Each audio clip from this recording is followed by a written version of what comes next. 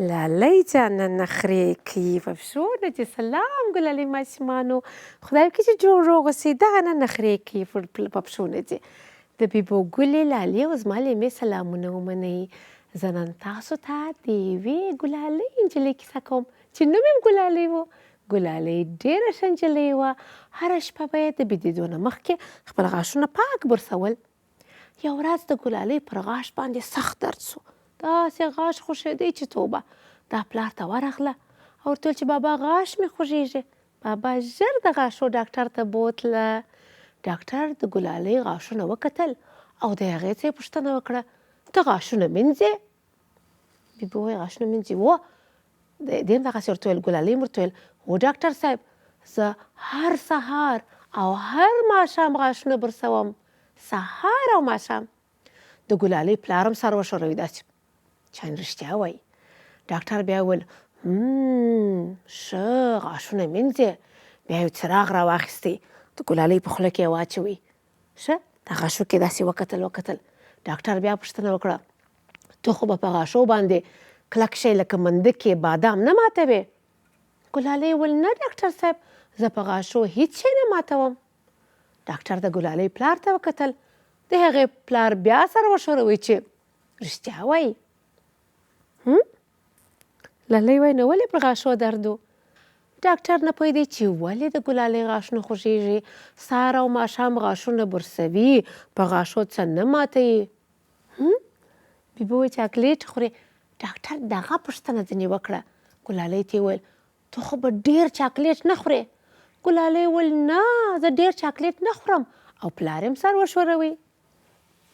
نه پوهېږو ګرانو ماشومانو چې دا د ګلالۍ غاښونه ولې درد کوي. دلته ډاکټر یوه بله پوښتنه وکړه.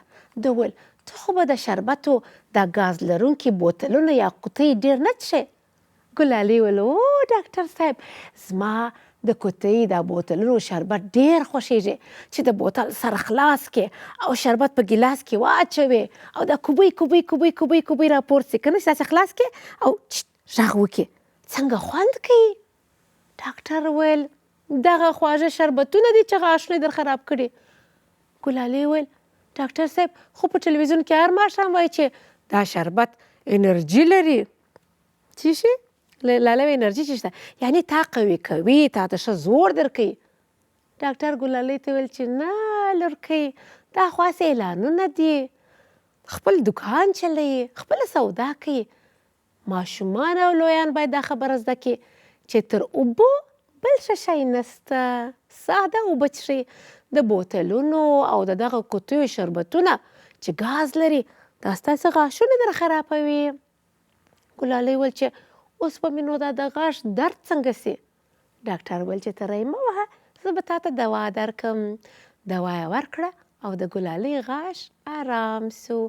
نو نازولو ماشومانو تاسو هم دا خبره زده کړئ چې په ګاز لرونکو شربتونو کې هغه چې خلاصوي یې که نه چې خلاصه کړئ او داسې غږ وکړئ او کوبۍ راووځي په دې کې ډېر تاوان دی.